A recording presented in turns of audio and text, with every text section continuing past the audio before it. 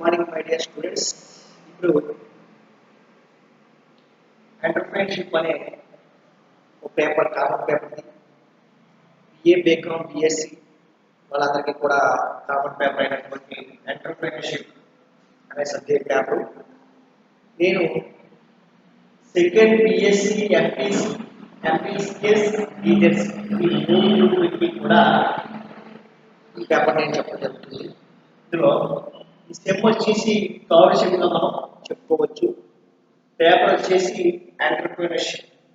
అయితే ఇప్పుడు మనము సిలబస్ చూద్దాం.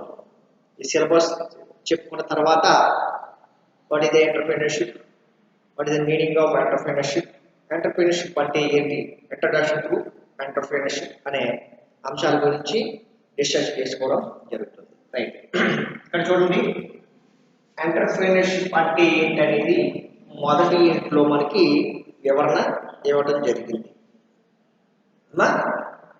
ఎంటర్‌ప్రెన్యూర్‌షిప్ అంటే ఏంటనేది మొదటి ఇంట్లో మనకి వివరించడం జరిగింది. రైట్, అయితే ఇక్కడ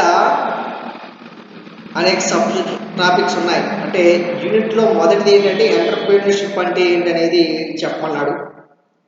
ఆ తర్వాత టాపిక్స్ ఉన్నాయి, ఇందులో యూనిట్లో అధ్యాయాలు ఉన్నాయి. అందులో ఎంటర్‌ప్రెన్యూర్ క్యారెక్టరిస్టిక్స్ ఒకటి, ఎంటర్‌ప్రెన్యూర్ క్యారెక్టరిస్టిక్స్ రెండవది క్లాసిఫికేషన్ ఆఫ్ ఎంటర్‌ప్రెన్యూర్‌షిప్. ఇక నెక్స్ట్ ఏంటంటే ఇంపార్టెన్స్ ఆఫ్ బిజినెస్.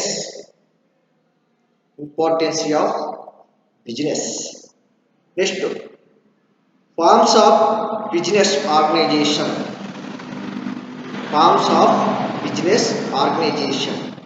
ఇక next rule of entrepreneurship, economic development.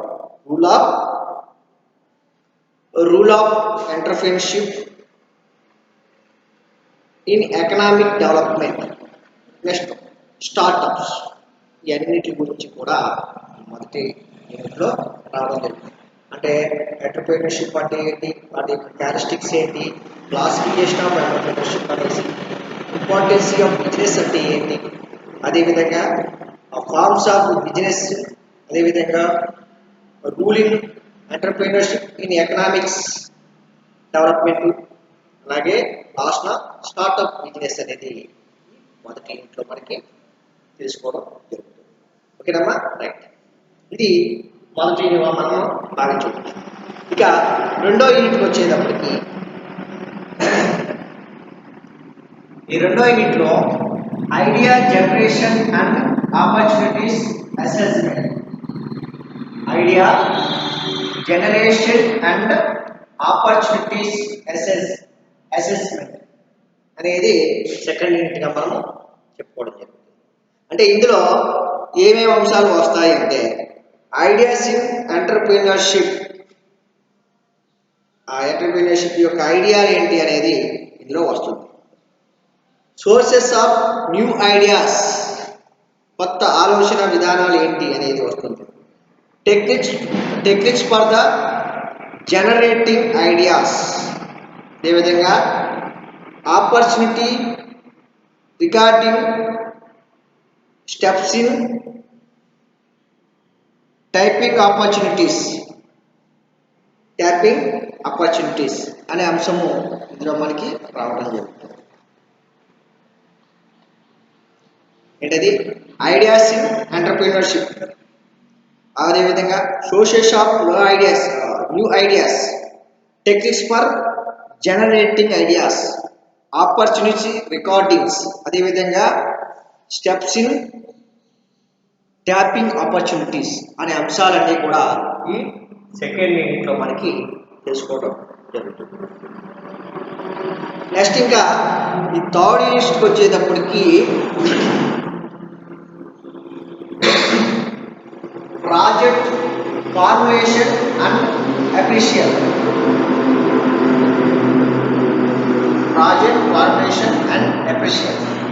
అనేది ఈ థర్డ్ యూనిట్లో మనకి రావడం జరుగుతుంది. అంటే ఇందులో ఏమేమి అంశాలు ఉంటాయనేసి మనం ఒకసారి చూసుకున్నట్లయితే ప్రిపరేషన్ ఆఫ్ ప్రాజెక్ట్ రిపోర్ట్, అలాగే content, guidelines for report preparation, అలాగే project essentials, techniques, economics, depth analysis, financial analysis, marketing analysis, technical feasibilities, ఇవన్నీ కూడా ఈ థర్డ్ యూనిట్లోకి రావడం జరుగుతుంది. ఓకేనా? ఇక ఫోర్త్ యూనిట్లోకి వచ్చేసి అంటే 4వ యూనిట్లోకి వచ్చేసేటప్పటికి ఏ అంశాలు ఇందులోకి వస్తాయి అంటే కనుక institutional supporting small business entrepreneurs, institutional supporting small business entrepreneurship అనేవి ఈ 4వ యూనిట్లో మనకి రావడం జరుగుతుంది. అంటే నువ్వు బిజినెస్ చేయాలనుకుంటున్నావు, దానికి ఈ సపోర్టింగ్ ఇన్స్టిట్యూషన్స్ ఏమున్నాయి, ఏ విధంగా ప్రభుత్వం కానీ సహకార సంస్థలు కానీ నీకు హెల్ప్ చేస్తాయి అనే విషయాలన్నింటినీ కూడా మనము ఫోర్త్ యూనిట్లో institutional supporting small business entrepreneurship అనే అంశంలోకి రావడం జరిగింది.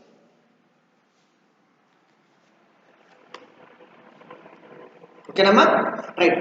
అయితే ఇక్కడ ఏమవుతుందంటే సెంట్రల్ లెవెల్ ఇన్స్టిట్యూషన్స్, అంటే సెంట్రల్ లెవెల్ ఇన్స్టిట్యూషన్ ఏవైతే ఉన్నాయో వాటిని మనం చూసుకుందాం. అంటే సెంట్రల్ లెవెల్ అంటే కేంద్ర ప్రభుత్వ సహకార సంస్థలు ఒక ఈ బిజినెస్ స్టార్ట్ చేసే వాళ్ళకి ఏ విధమైనటువంటి అవకాశాలు కల్పిస్తాయి లేదా ఉపాధి కల్పిస్తాయి అనేది ఇందులో మనం చెప్పుకోవచ్చు. ఫస్ట్ ఆఫ్ ఆల్ మనం చెప్పుకోవాల్సింది ఏంటంటే NABARD, national agriculture bank for agriculture resource development అనేది ఒక బ్యాంకు. ఆ బ్యాంక్ ద్వారా కూడా మనకి వ్యవసాయ రంగం పరంగా కావచ్చు, పారిశ్రామిక కొన్ని వెసులుబాటు కల్పిస్తుంది. నెక్స్ట్ ఇంకోటి ఏంటంటే SIDBI, small industrial development bank of India, అలాగే NIC,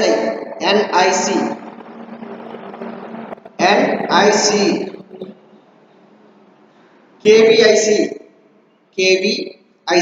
అలాగే SIDIO, అదేవిధంగా NSICL, NSIC లిమిటెడ్. అదేవిధంగా స్టేట్ లెవెల్లో ఏ విధమైనటువంటి సంస్థలు మనకి సహకారాన్ని అందిస్తాయంటే DICS, SFC, SSIDC and other financial assessments ఇవన్నీ కూడా ఈ ఇన్స్టిట్యూషనల్ సపోర్టింగ్ స్మాల్ బిజినెస్ ఎంటర్ప్రైనర్షిప్లో మనకి వస్తాయనేసి చెప్పుకోవచ్చు. ఇక 5th యూనిట్లోకి వచ్చినట్టయితే కనుక మనకి government policies and taxation benefits అనేవి ఫైనల్. ఏంటది? Government policy and taxation benefits అనే అంశాలు దీంట్లోకి రావడం జరుగుతుంది. ఓకేనమ్మా? రైట్. నెక్స్ట్ ఆఫ్ ఆల్కి చూసుకున్నట్టయితే government policy for SSLS, tax incentive and concession, non tax concessions, rehabilitation and investment allowances ఇవన్నీ కూడా ఇందులోకి రావడం జరుగుతుంది. ఈ రకంగా ఈ 5 యూనిట్లలో కూడా కొన్ని సబ్ టాపిక్లు అనే విషయాల గురించి మనము డిస్కస్ చేసుకోవడం జరిగింది. ఓకేనా? రైట్. ఇప్పుడు మనం తెలుసుకోబోయేటువంటి అంశం ఏంటంటే what is the entrepreneurship. Entrepreneur అంటే ఏంటి? ఎంటర్ప్రెన్యూర్. ఓకేనా? ఇక్కడ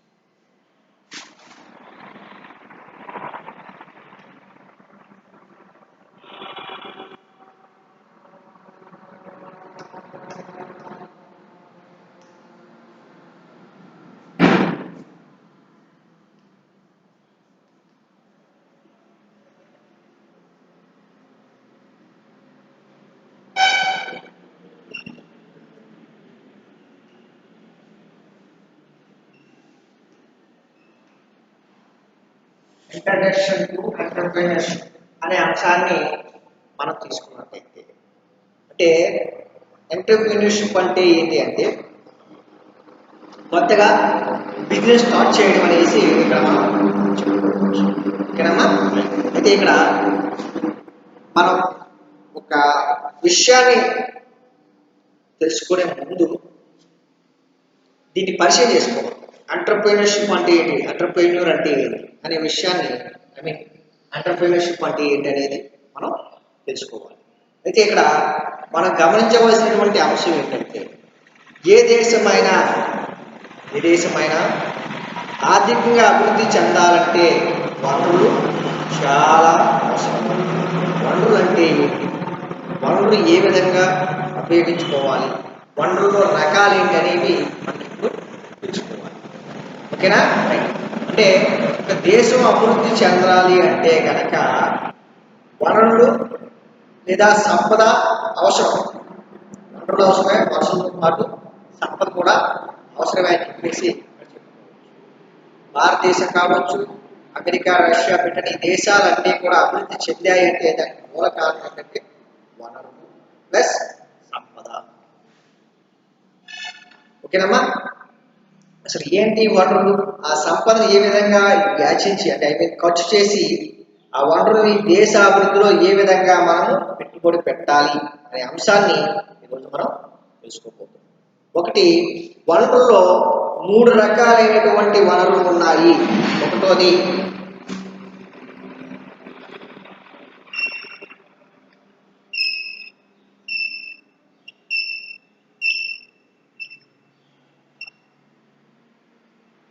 మానవ వనరులు, రెండోది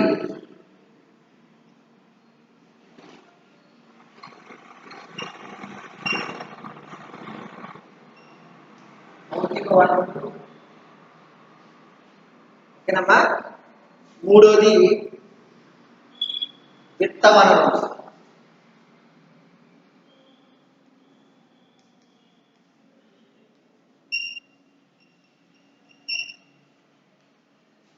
అంటే ఇక్కడ మనం మొదటగా గమనించవలసిన అంశం ఏంటంటే ఏ దేశమైనా అభివృద్ధి చెందాలంటే వనరులు అవసరము. ఈ వనరులు అంటే ఏంటి? వనరులు ఎన్ని రకాలు అనేది మనం తెలుసుకోవాలి. వనరులు అవసరం, వనరులతో పాటు ద్రవ్యం కూడా అవసరం. అంటే సంపద కావాలి. వనరులు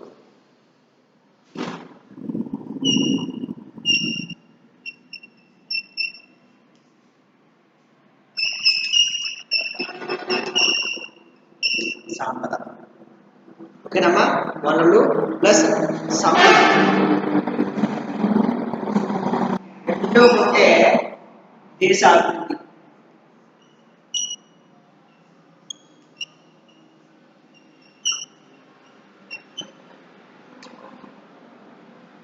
ఓకేనమ్మా? అంటే ఒక దేశం అభివృద్ధి చెందాలంటే వనరులతో పాటు సంపద కూడా అవసరమే అనేసి ఇక్కడ మనం తెలుసుకుంటాం. అయితే వనరుల్లో రకాలు ఏంటనేది మనం తెలుసుకోవాలి. ఏంటవి వనరుల రకాలు? మానవ వనరులు, హ్యూమన్ సోర్సెస్, భౌతిక వనరులు, నేచురల్ సోర్సెస్, విత్త వనరులు అంటే ఫైనాన్షియల్ స్టేటస్ ఉండాలి, అంటే సంపద అనేది ఉండాలి. మూడు ఉన్నప్పుడే ఇది మనం దేశ అభివృద్ధిని సాధించాలి. రైట్. ఈ మూడిట్లో మనము మానవ వనరుల వినియోగం సక్రమంగా లేకపోయినట్టయితే భౌతిక విత్త వనరులు పుష్కలంగా ఉన్నప్పటికీ అంటే ఇవి మనకి సక్రమంగా లేనప్పుడు ఈ భౌతిక వనరులు విత్త వనరులు సక్రమంగా ఉన్నా సరే వాటిని సరిగ్గా మనము ఛేదించలేము. డెవలప్ అవ్వదన్నమాట. అది నిరుపయోగం అవుతుంది. దానికి గల కారణాలు ఏంటంటే భౌతిక వనరులు సంపద వనరుల కన్నా భౌతిక వనరులు విత్త వనరుల కన్నా నేను ఇక్కడ మనం ఏం తీసుకోవాలి అంటే మానవ వనరుల అభివృద్ధి అనేది ముఖ్యము. మానవ వనరుల అభివృద్ధి మీదే ఈ రెండు వనరులు కూడా ఆధారపడి ఉంటుంది అనేసి ఇక్కడ మనం చెప్పుకోవచ్చు. ఏంటి మానవ వనరులు అంటే మనమే.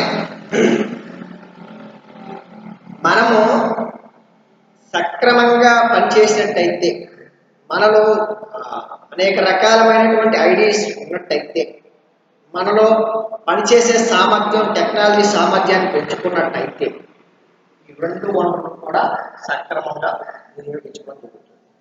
ఈ మానవ వనరులు సక్రమంగా లేనప్పుడు ఈ రెండు భౌతిక వనరులు అధికంగా, విత్త వనరులు అధికంగా ఉన్నా నిరుపయోగమే అని చెప్పేసి ఇక్కడ మనకి చెప్పడం జరిగింది. రైట్. అయితే ఇక్కడ మనం చూసుకున్నట్టయితే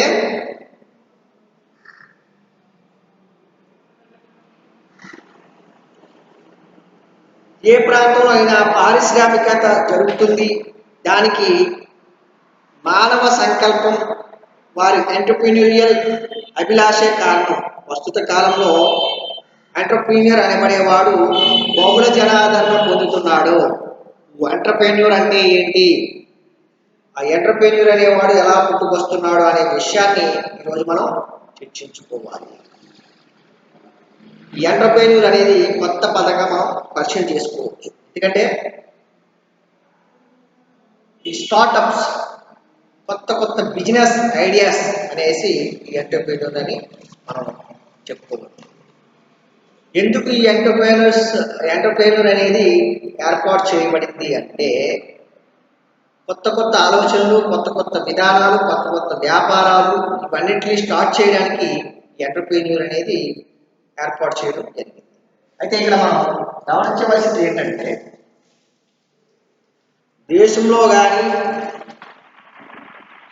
రాష్ట్ర అభివృద్ధిలో కానీ, దేశాభివృద్ధిలో కానీ ముఖ్య పాత్ర పోషించే వ్యక్తి మానవుడు.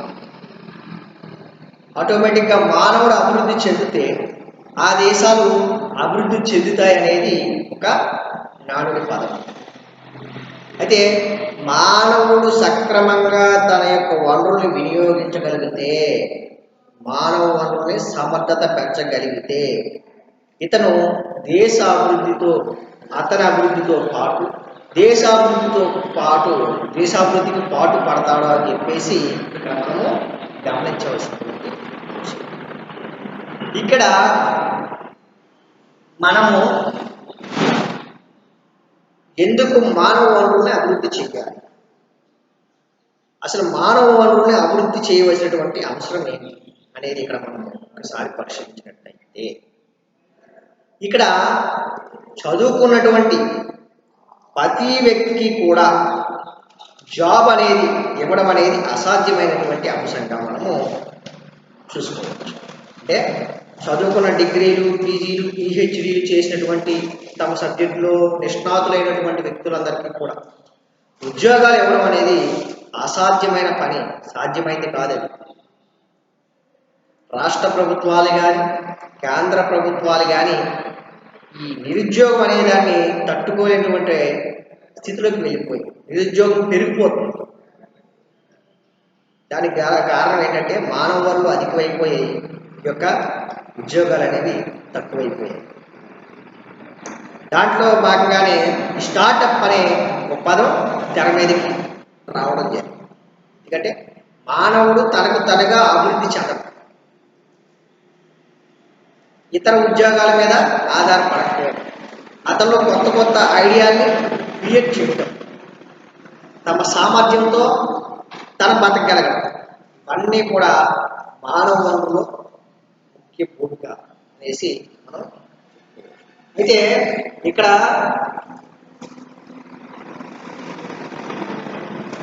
అభివృద్ధి, దేశంలో ఆర్థిక సరళీకరణ విధానాలు కారణంగా పోటీతత్వం పెరిగింది. అంటే దేశంలో ఉన్నటువంటి ఆర్థిక సరళీకరణ వల్ల పోటీతత్వం పెరిగింది అనేసి ఇక్కడ మనం చెప్పుకోవచ్చు. అంటే ఇక్కడ ఆర్థిక సరళీకరణ అంటే 1991 సంవత్సరంలో పివి నరసింహారావు గారు, మన్మోహన్ సింగ్ ఫైనాన్షియల్ మినిస్టర్గా ఉన్నప్పుడు ఈ ఆర్థిక సరళీకరణ అనేదాన్ని ప్రవేశపెట్టడం జరిగింది. దీనివల్ల ఏంటంటే బిజినెస్ పెరిగింది. మనకు ఈ బిజినెస్ పెరగడం వల్ల ప్రతి ఒక్కళ్ళు కూడా ఉద్యోగాల కన్నా అధిక ప్రాధాన్యత ఈ బిజినెస్ చేసుకోవాలనే ఒక భావాన్ని క్రియేట్ చేయడం. ఓకేనా? అలాగా ఇదేం జరుగుతుంది అంటే కొత్త కొత్త కొత్త అవకాశాలని చేదెక్కించుకోవడం వ్యాపార రంగంలో చోటు చేసుకుంటాయనేసి ఇక్కడ మనం చెప్పుకోవచ్చు. అలాగే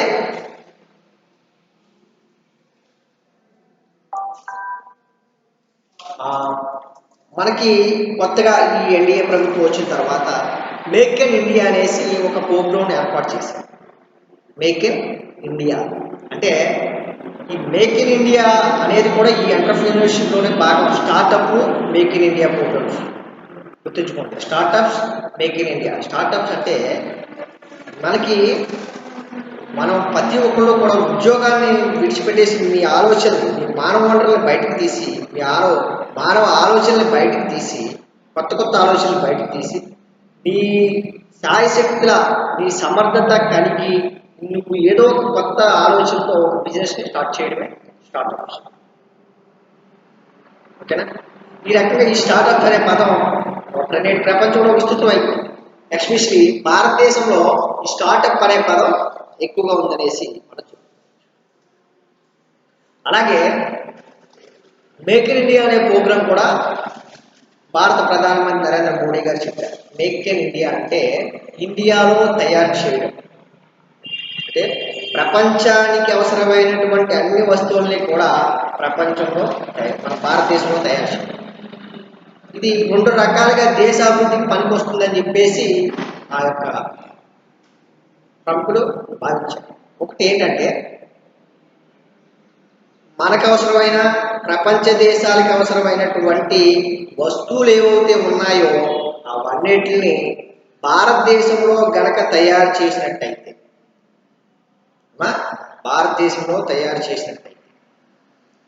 ఇక్కడ భారతదేశంలో ఉన్నటువంటి యువతకి ఉపాధి వస్తుంది. దాంతోపాటు కొత్త కొత్త ఆలోచనలు ఈ వ్యక్తుల్లో రావటం జరుగుతుంది. అంటే కొత్త కొత్త ఐడియాలు రావడం వల్ల, కొత్త కొత్త బిజినెస్లు వాళ్ళు స్టార్ట్ చేయడం వల్ల, కొత్త కొత్త వస్తువుల్ని కనిపెట్టడం వల్ల ఏం జరుగుతుంది అంటే ఇక్కడ ఉన్నటువంటి మన అవసరాలు తీర్చుకోగా మిగిలినటువంటి వస్తువుల్ని మనం ఏం చేస్తామంటే China, Russia, Japan, America, France, Germany, Sri Lanka, Singapore, Malaysia ఏ దేశాలకి ఎగుమతి చేస్తాం. ఫస్ట్ చెప్పింది ఒక లాభం ఇండియాకి. భారతదేశ ఆర్థిక వ్యవస్థ నిరుద్యోగం తగ్గుతుంది, ఉపాధి అవకాశాలు పెరుగుతాయి.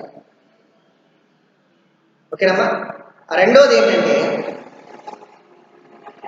ఈ ఏదైతే ప్రపంచ దేశాలకి మన యొక్క వస్తువుల్ని తయారు చేసి ఈ మేక్ ఇన్ ఇండియా ప్రోగ్రాం ద్వారా అమ్మటం జరుగుతుందో, ఎగుమతి చేయడం జరుగుతుందో, అప్పుడు మనకి విదేశీ మారక నిల్వలు అనేవి భారతదేశంలో ఉంటాయి.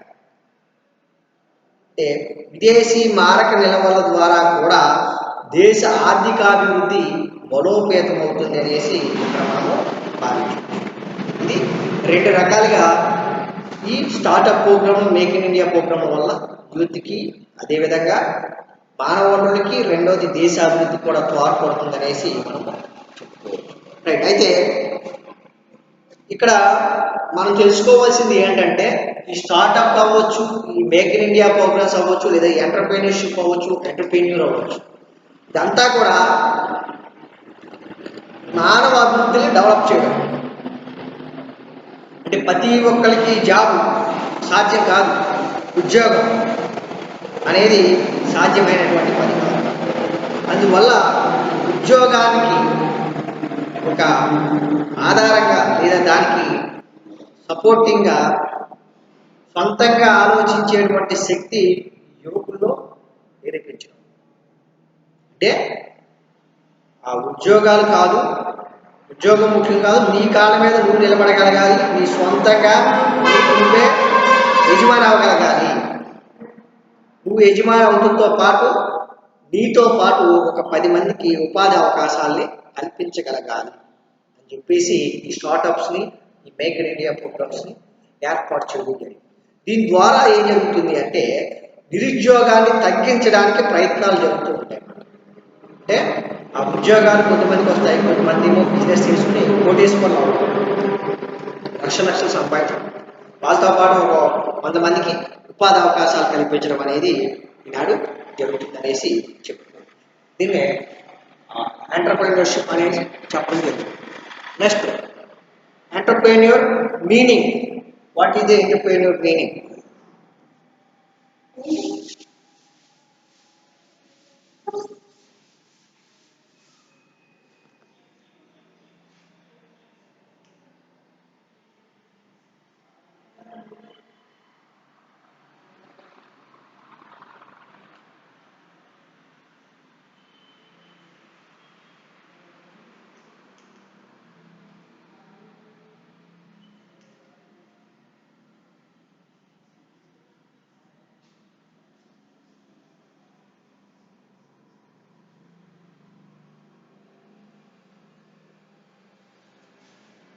మీనింగ్ ఆఫ్ ఎంటర్‌ప్రెన్యూర్ అంటే మీనింగ్ ఏంటి, అసలు ఈ ఎంటర్‌ప్రెన్యూర్ అనేది ఎలా వచ్చింది ఏంటి అనేది ఒకసారి మనం చూసుకున్నట్టయితే, ఎంటర్‌ప్రెన్యూర్ అనే పదం ఫ్రెంచ్ మూలమైనటువంటి ఫ్రెంచ్ పదం నుంచి వచ్చింది.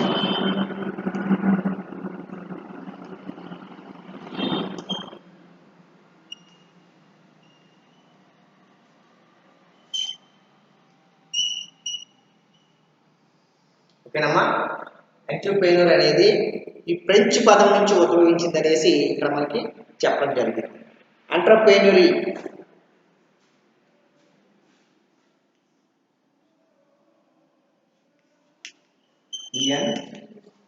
ఎన్టీఆర్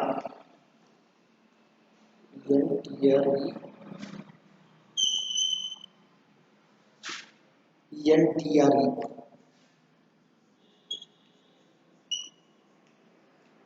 ఎంటర్‌ప్రెన్యూర్ అనే పదం నుంచి వచ్చిందనేసి చెప్పుకోవచ్చు. ఎంటర్‌ప్రెన్యూర్ అనే ఫ్రెంచ్ పదం నుంచి ఇది పుట్టుకొచ్చింది. అనగా ఒక కొత్త పనిని చేపట్టమని అర్థము. అంటే ఫ్రెంచ్ పదం నుంచి పుట్టుకొచ్చినటువంటి ఎంటర్‌ప్రెన్యూర్ అనే పదం ఈ యొక్క అర్థం ఏంటంటే ఒక కొత్త పనిని చేపట్టము అనేసి ఇక్కడ వివరణ ఇవ్వడం జరిగింది. అంటే ఆర్థిక రిస్కును భరించి కొత్త సంస్థను స్థాపించే కార్యాన్ని చేపట్టడాన్ని ఎంటర్‌ప్రెన్యూర్ అనేసి ఇక్కడ చెప్పడం జరిగింది. అంటే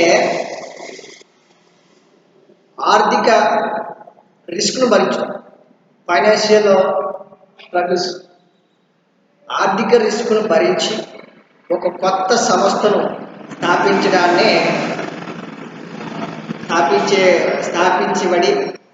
కార్యాన్ని చేపట్టాన్నే ఎంటర్‌ప్రెన్యూర్ అంటారు. అర్థమైందమ్మా? అంటే ఇప్పుడు నేనున్నాను అనుకోండి, నేను ఒక కొద్ది మొత్తంలో డబ్బులు పెట్టి ఒక బిజినెస్ చేస్తాను. అంటే ఇది రిస్క్. ఎందుకంటే నేను పెట్టేటువంటి డబ్బు బిజినెస్ సక్సెస్ అవ్వచ్చు, అవ్వకపోవచ్చు. అవుతే వెల్ అండ్ గుడ్. ప్రాబ్లమ్స్ ఏంటి? అవుతే బిజినెస్ అలా సక్సెస్ అవ్వడం వల్ల ఏం జరుగుతుంది అంటే నాతో పాటు ఒక ఇద్దరు ముగ్గురికి ఉపాధి కల్పించడం కూడా జరుగుతుంది ఆ బిజినెస్ సక్సెస్. అయితే ఇక్కడ ఈ బిజినెస్ అనేది ఆ పని ఇందాక చెప్పుకున్నటువంటి ఒక పనిని చేయడము, ఒక కొత్త ఆలోచన ద్వారా ఒక పనిని ఆరంభించడం అని చెప్పేసి ఇక్కడ చెప్పుకోవడం జరిగింది. అలాగే ఇక్కడ ఏం జరుగుతుందంటే ఎప్పుడైతే నేను కొద్ది మొత్తంలో ద్రవ్యాన్ని వేచించి ఒక బిజినెస్ స్టార్ట్ చేస్తున్నాను, అప్పుడు నేను రిస్క్ తీసుకున్నట్లు లెక్క. దీన్నే ఏమంటే ఎంటర్‌ప్రెన్యూర్ అనేసి నిర్వచించడం. ఓకేనమ్మా? గతంలో ఎంటర్‌ప్రెన్యూర్ అంటే గత కాలంలో ఎంటర్‌ప్రెన్యూర్ అంటే తను సొంతగా ఒక సంస్థ స్థాపించి నిర్వహించే వాడనే అర్థం ఉపయోగించేవారు. ఎంటర్‌ప్రెన్యూర్ అంటే పూర్వ అర్థం ఏంటంటే గత కాలంలో అతను తనకు తానుగా సొంతగా ఒక సంస్థను ఏర్పాటు చేసి వాటిని నిర్వహించేటువంటి వ్యక్తినే ఎంటర్‌ప్రెన్యూర్ అనేవారు. అలాగే దీనికి అనేక రకాలైనటువంటి అర్థాలు కూడా ఇక్కడ ఇవ్వడం జరుగుతుంది. అయితే ఈ పదాన్ని విరివిరిగా వాడుతున్నారు. ఒక బహుళ జాతి సంస్థ అవ్వచ్చు, ఒక పండ్ల వ్యాపారి అవ్వచ్చు, ఒక టీ కొట్టు యజమాని అవ్వచ్చు, స్థూలంగా ఏ వ్యాపారాన్ని నడిపే ఒక వ్యక్తిని ఎంటర్‌ప్రెన్యూర్‌గా సంబోధిస్తున్నారు. రైట్. అయితే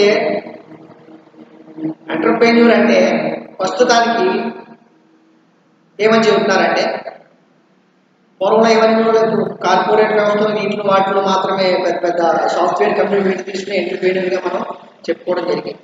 కానీ ప్రస్తుత కాలంలో ఏం జరుగుతుందంటే, ఎంటర్‌ప్రెన్యూర్ అంటే ఎవరు అనేసి ఒక క్వశ్చన్ వచ్చినప్పుడు మనకి ఏం జరుగుతుంది అంటే ఇక్కడ వాడు టీ అమ్మేవాడు అవ్వచ్చు, పండ్ల వ్యాపారం అవ్వచ్చు, పూల వ్యాపారం అవ్వచ్చు, అదేవిధంగా ఏదైనా ఈ రకంగా ఏ విధమైనటువంటి చిన్న వ్యాపారాన్ని చేసినా అది ఎంటర్‌ప్రెన్యూర్‌గా పిలవటం జరుగుతుంది అనేసి ఇక్కడ మనకి వివరణ ఇవ్వడం జరిగింది. రైట్. ఇంకా American heritage dictionary American heritage dictionary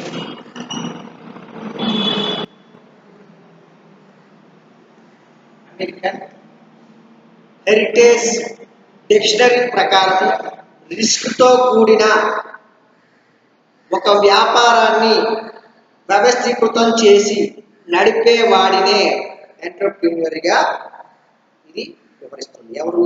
American heritage dictionary ఏం ప్రకటించిందంటే ఎంటర్‌ప్రెన్యూర్ అనే దానికి అర్థం ఏమిచ్చింది అంటే రిస్క్తో కూడినటువంటి ఒక వ్యాపారాన్ని వ్యవస్థీకృతం చేసి నడిపే వాడిని ఎంటర్‌ప్రెన్యూర్‌గా నిర్వహించబడింది. అంటే చివరిగా మనం ఎంటర్‌ప్రెన్యూర్ అంటే ఏం తెలుసుకోవాలి అంటే కనుక ఎవరైతే ఒక వ్యక్తి రిస్క్తో కొద్ది మొత్తాన్ని వేచించి బిజినెస్ చేసి దాన్ని వ్యవస్థీకృతం చేస్తాడో అతన్నే ఎంటర్‌ప్రెన్యూర్‌గా మనము భావించవచ్చు. ఓకేనమ్మా? ఇది ఎంటర్‌ప్రెన్యూర్‌షిప్ అంటే అనేది చెప్పడం జరిగింది. అలాగే చాలామంది చాలా రకాలుగా ఇక్కడ నిర్వచనాలు ఇచ్చారు. ఒక్కొక్కళ్ళు ఒక్కొక్క రకమైనటువంటి నిర్వచనాలు ఇవ్వడం కూడా జరిగింది. ఓకేనమ్మా? ఆ తర్వాత క్లాస్లో కణవాంశాల గురించి చర్చిద్దాం. Thank you very much.